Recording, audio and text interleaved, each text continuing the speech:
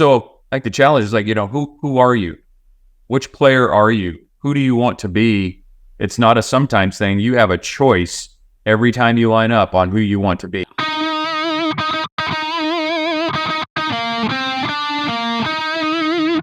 Hey everybody, welcome to Ultimate Insider, Bear Insiders Podcast. I am Mike Pawlawski, former Cal quarterback and radio analyst for the Golden Bears. Today, we are going to review the Idaho win. Bears win 31-17 over the Vandals in Memorial Stadium. It's a win, counts towards a bowl game. Is it a good win? We'll talk about that in just a second. I'm also going to talk to head coach Justin Wilcox. That'll be coming up. Get his take on the game as well. First and foremost, my thoughts on the game here. This was a game that had all the makings of a trap game coming into it. You look at what happened with Stanford losing to Sac State last weekend, Sac State being a very good football team, and Sac State having the added bonus that the staff, most of the staff actually was the staff for Troy Taylor the week before or the year before. Sac State, a big-time trap game for Stanford. Obviously, the Cardinals lose in that one. I'm sure Bear fans are happy about that. Idaho was ranked number 8 in the FCS coming into this game. They are a team with a very good offense. Their quarterback, Giovanni McCoy, is an operator, period. I don't expect to see him playing at that level again next year. I imagine that somebody will pick him up. If he hits the transfer portal, I guarantee somebody will pick him up next year as a Power 5 type of quarterback because he has the tools to play at that level. He operates. He's really, really good. So Idaho with a great offense coming in, a pretty decent defense coming in as well, that this could very well be a trap game. The Bears just had a disappointing showing versus Auburn. They were in it to the last minute. Offense missed some opportunities. And then, it's a big week, SEC, big game, TV, and then you come in against Idaho, and it's not the same position in terms of the type of game. It's not as dramatic. It's not as impactful to you as an athlete thinking about going to play Idaho as it is going to play Auburn. And so we talked with Coach Wilcox during the week last week about whether it could potentially be a trap game. And he focuses on the right things. It's about getting good practice. It's about putting in the work. It's about showing up for the game.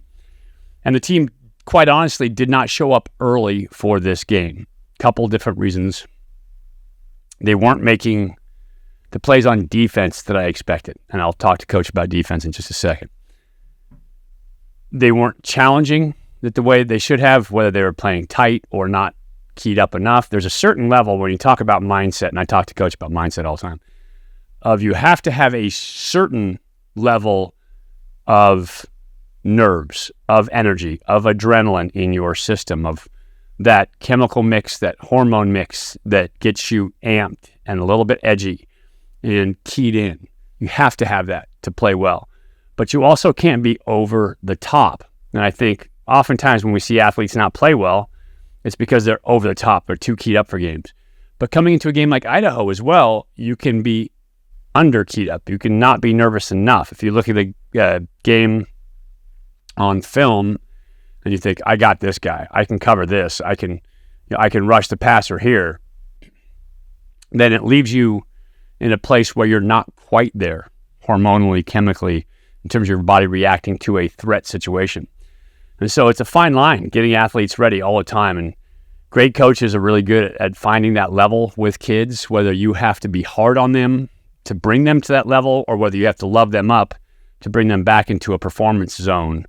They talk about athletes being in the zone all the time, whether you love them to get them down off of that, peak performance ledge where they can't perform because they're too hyped up, or whether you jump their ass to make them perform better and make them a little bit nervous to get that body chemistry going. And so that is a mix that you have to learn to get together with a team. And sometimes teams have to have the chemistry amongst them too. Players have to put pressure on each other. Players have to lean on each other. By the way, side note, I'm going to go on a little bit of a rant here. That's part of this BS going on in society right now, where we are not allowed to hold each other accountable, where the expectation is not for excellence, is not in performance in people, where we hold people to the lowest possible standard.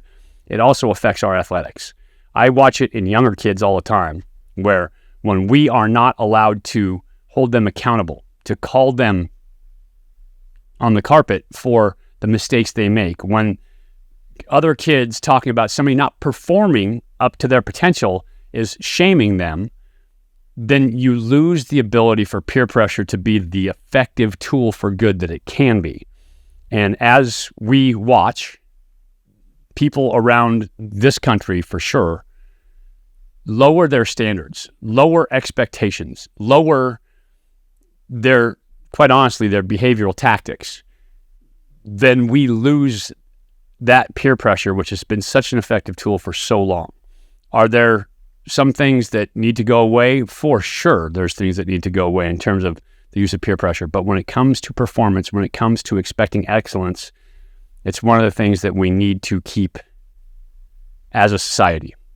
Okay, back to it. Anyway, that's for athletics, because I see it all the time. I see it with young kids because I coach young kids, that they aren't allowed to shame, air fingers quote, each other, because if they say anything bad about each other, then the other person gets their feelings hurt. And nowadays, you're not allowed to have your feelings hurt in society, or else it's the end of the world. And that's got to stop, because if kids aren't taught that they have to deal with some hard times and hard emotional situations at times, then this whole society is going down the drain. Anyway, political message aside, football, incredibly important that your team also gets you there and get you to a point where you are ready, emotionally keyed up in that zone, somewhere between I have no expectations for this game because I don't think my opponent's very good, to I am so keyed up for this game that I can't play because my mind's going a million miles an hour. There is a sweet spot in there that you have to hit. You have to learn to hit. And championship teams and coaching staffs find a way to make that happen week in, week out with their team, no matter whether they're playing SC, Washington, Idaho, North Texas, Nicholls State. It doesn't matter. They find a way to get their team there for every single game. And that's part team, part coach, and accountability. The Bears weren't there coming into this game. They weren't up enough on defense for sure, because that's a good defense, a really good defense. And while we were getting pressure on Giovanni McCoy, we weren't getting enough pressure. We would get one-man pressures on him, and then he would just slide and move, and we weren't closing the pocket on him. We weren't getting a second man to the ball. And because of that, he could slide, move, and complete passes. He, on the other hand, was up for that game, and he was finding open receivers, working his progression, throwing good balls, being very accurate. He was operating, and he was really good for Idaho. He's going to have a good year at the FCS. Excuse me, because he's got some tools out there as well at that receiver spot. So defensively, 17 points they allow by Idaho. Part of that is that the offense did not respond. The offense did not score when they had the ball. There were, once again, and I said it on my broadcast, I say it here, there were missed opportunities at the quarterback position. Sam Jackson got a start, played a whole game at the position outside of a little bit of an injury issue. But he missed opportunities for big plays. I've told you, I go back and review film every single game. I watch every snap on offense. I watch most of the snaps on defense.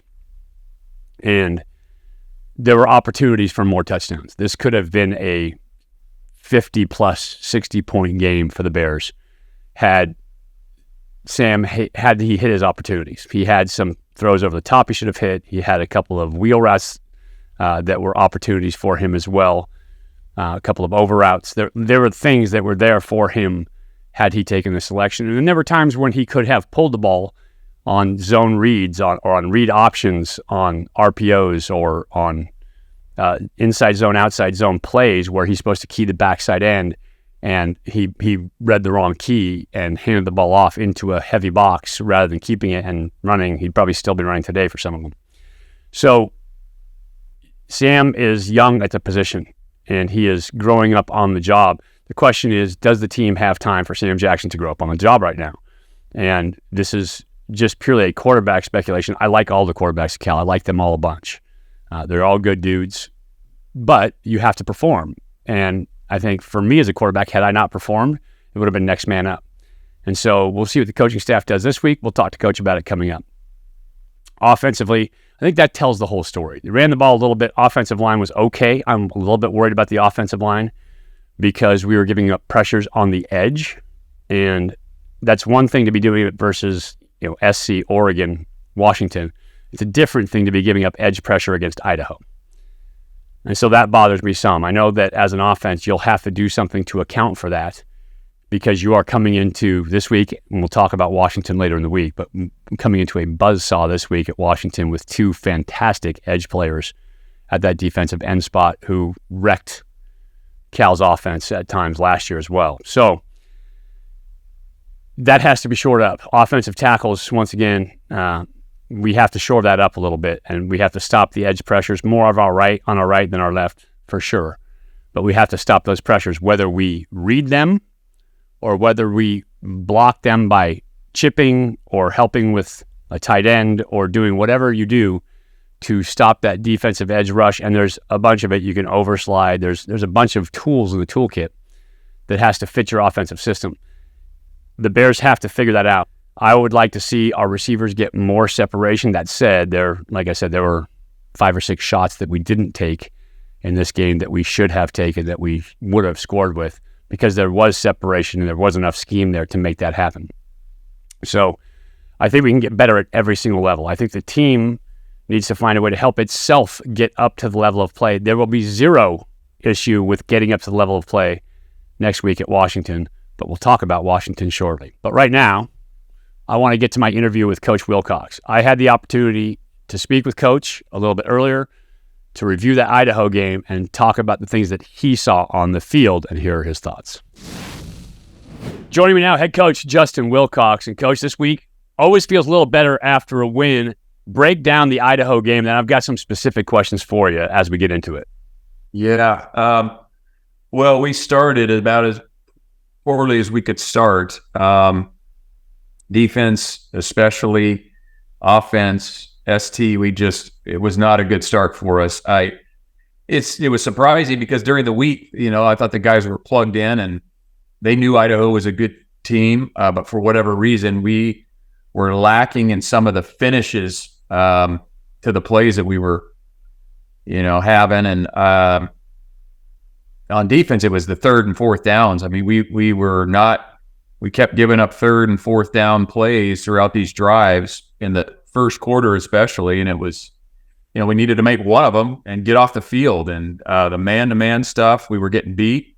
Their quarterback was delivering the ball accurately, and their receivers were making plays. We were getting pressure on the quarterback. We couldn't get him on the ground. So they had a hard time protecting Brett and Xavier especially. But even with the rush there, we were, the quarterback would slide and he'd make a throw. We weren't covering well enough. Offensively, we didn't get the ball to where it needed to be efficiently. I think we had too many missed opportunities, meaning RPOs or kind of where the ball was going. We didn't do a great job. So started slow, played our way out of it, which is a good thing. Nobody. I think there was urgency, not panic, which is what you want to see. Guys were prideful in their response, but wasn't. So that was the lesson to learn. But overall, just not enough people playing up to their standard of play throughout the day. I generally start on the offensive side of the ball because I'm a quarterback, and because of that, I'm always critical of the quarterback position. I'm going to start on defense this time, though. You talked about it. We got pressure from one spot oftentimes, and we had a dish in which the quarterback was contained, but then he would step up, move around. Hey, he was a good little quarterback. I loved him. As an operator, I thought he was really good. But when you do that and you only win at one spot, it allows him to make plays. How do you improve on that this week going against a Pac-12 opponent? Well, we had too many times where we didn't have a balanced rush, where you had too many guys either above the quarterback or on one side of the quarterback. So making that guy throw from a vice, and then, ultimately when you do win is we got to get him on the ground. There was, I don't know how many times it was, we almost had him down. We almost got him on the ground. We almost got to him before he threw it. Like there was I don't know, we that's the most almost we've had in however long. And then, if we're going to come after him, which is, if it was up to us as coaches, we'd come after him every play. But in order to do that, you got to win. You got to win your one-on-ones when the ball comes out, and we were struggling to do that, quite honestly. And so we wanted to play through it and challenge our guys, and not, essentially give everybody. You can't double everybody. You can't rush, 6 or 7 guys and then double the receiver, because you run out of people. So you can either double the receivers and rush fewer guys, or you go everybody to the quarterback, and now you have one-on-one maybe. And so we challenged them that when it was their time to win the one-on-one, we have to win some, and we didn't win enough early on. Well, arguably, no disrespect to Idaho, you should be winning the one-on-ones in the secondary. Your guys should be able to cover them. And they have good receivers, without a doubt. They had a couple guys that were really good. I loved Haddon. He was a really good football player. But you got to be able to win those. They only ran a couple of rub routes, really. I mean, we all know pick routes are illegal, so rub routes back there. But what was it in coverage? Were guys not confident in their coverage? Was technique bad? What was going on early on? Yeah, I would say there's some technique lapses. Certainly some technique lapses.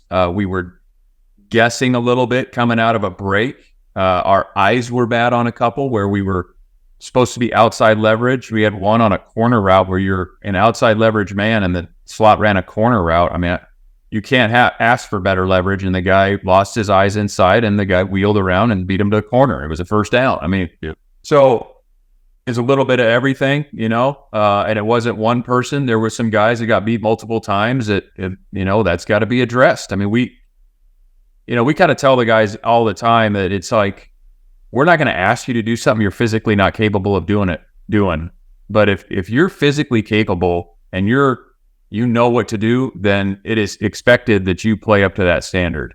And, mentally in their own mind, whether they had a bad play before or maybe they're a little tired or something, learning how to focus on the moment and play that play for everything you got. I don't know that happened often enough. I know that it didn't happen often enough, actually. So that was it. It wasn't one thing. Boy, if you could can that and give it to every player, you'd be the greatest coach of all times, because that's the key to everything, right? Playing in the moment of the play and executing what you've been trained to execute. But then nerves kick in, and other thought processes and panic a little bit. Yeah. That all kicks in. So you turn it around, though. 17 points unanswered, and then 0 points for the rest of the game. How does that click for a team? Did they get an ass whooping at halftime? Like, what was it? Because I talked about it on the radio. I'm like, there's going to be some choice words for these guys, because they're being put in positions to win, but they didn't quite get there. Yeah, challenging them, I think, is probably the way we would phrase it. Challenging them individually and as units. Not panicking where you're trying to design 15 new calls, because that doesn't land well either, Challenging them, holding them to the standard of, what they're capable of being. And, we brought the same thing up on Monday, Mike. It's like, okay, so you go out there and you give up 17 and we don't win a third or fourth down. And then you go out and you're capable of knocking a ball down, winning a rush, whatever it might be, for how many ever drives in a row. It's like, so who are you? Which defense, which player are you? That's the challenge, because we've had that throughout the season. The last, the second half, and really the North Texas, it was a few plays, but other than that, there was some really good football on defense. There was quite a good amount of the Auburn game that was good defense, other than the one long drive. And then in this game, it was, spotty. And especially in the first quarter, it was bad defense, and then a little bit better. So like the challenge is like, who are you? Which player are you? Who do you want to be? It's not a sometimes thing. You have a choice every time you line up on who you want to be. It's not some outside force that's telling you.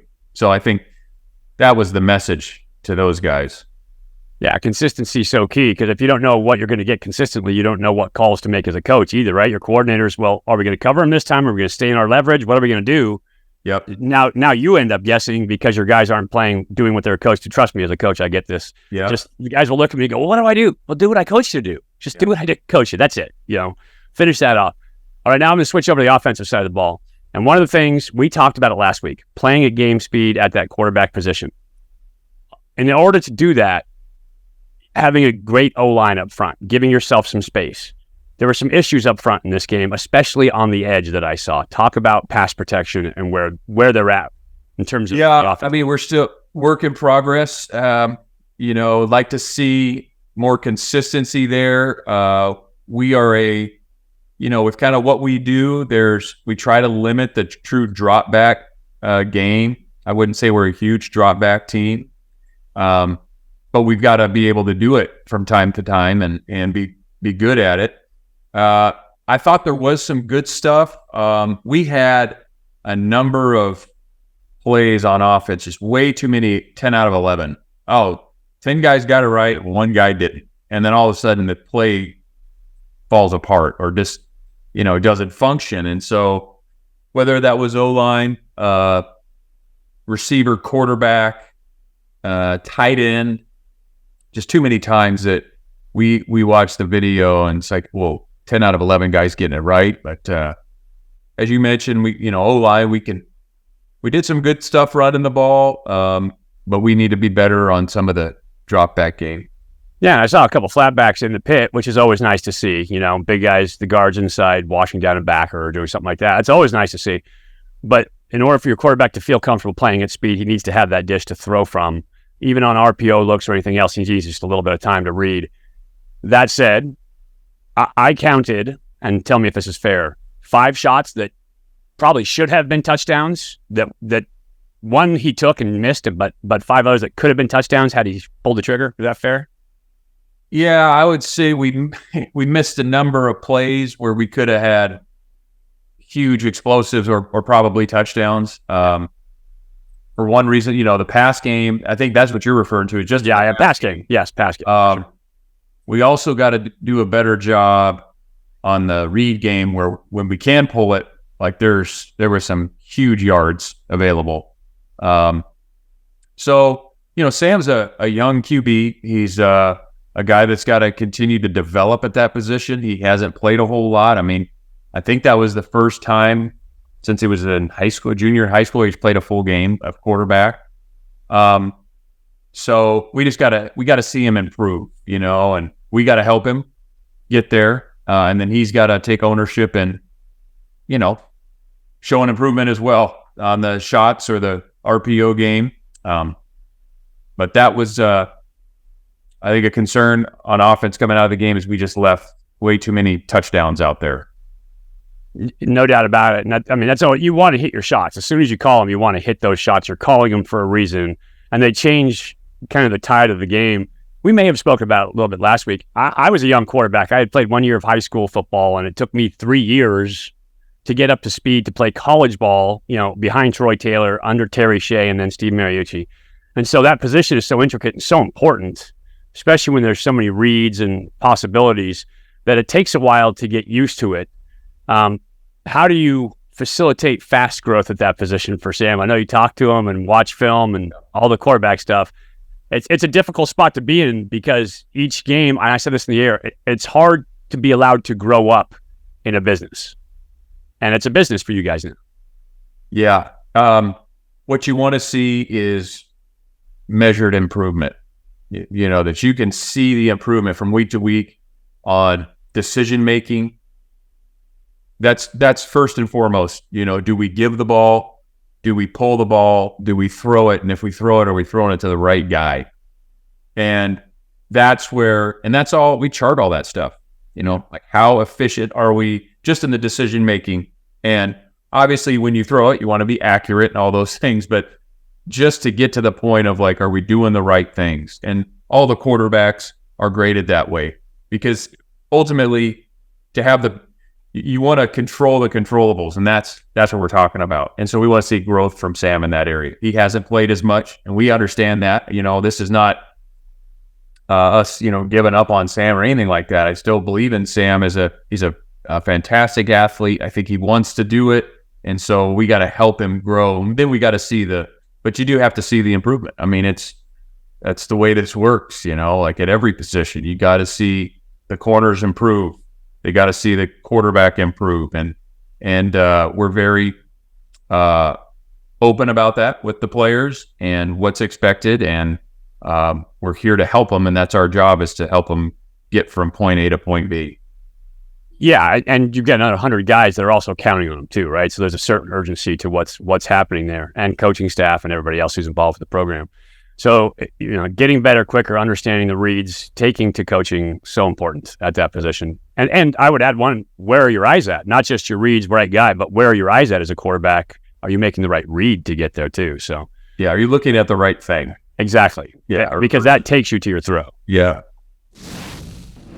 Well, I always appreciate Coach Wilcox coming on with us in the wins, in the losses. He is always honest, and we get an opportunity to speak very frankly. And I appreciate him being clear about his message and where his team is at, because team needs to get better, and there's no doubt about it. You're always looking to get better, no matter whether you're a world champion or you are a last place finisher the year before. You are always looking to improve your game as an athlete. You always have a growth mindset. And any team that's not doing that is a team that's going to fail. So I love the fact that coach is always thinking about getting better and improving. They're going to need to improve this week. This UW team is a very good football team, ranked number 8 coming into this game. They just beat Michigan State, who's in disarray, but they smoked them. And so I will give you a breakdown of Washington. We'll look at a couple plays too in this breakdown, so I think you're going to like it. This is a very good Washington football team. This is a team with some dudes, and we'll talk about that coming up. But for now, that is our look at Idaho. As a look at where the Bears stand right now. I'm going to tease that Washington preview again because you're going to like it. But that'll be coming up next week. I appreciate you guys watching. As always, we love to see our Bears do well, and I'm a big fan of great quarterback play, and I can't wait till we get some of that. As a quarterback, I love great quarterback play. I am looking forward to getting some great quarterback play this year and being able to talk about it here on the podcast and on the radio as well. You can catch our broadcast of this game up in Seattle, 7:30 p.m. on KGO 810. My partner, Justin Allegri, and I enjoying, by the way, I miss Joe Starkey. As always, Joe's the voice of Cal football in my head, but having a great time getting to know Justin and getting to work with him and our crew in the booth. So catch us there on the radio. We'll be telling you everything you need to know about the Bears. Until then, I'm Mike Pawlawski for Ultimate Insider and Bear Insider. Go Bears.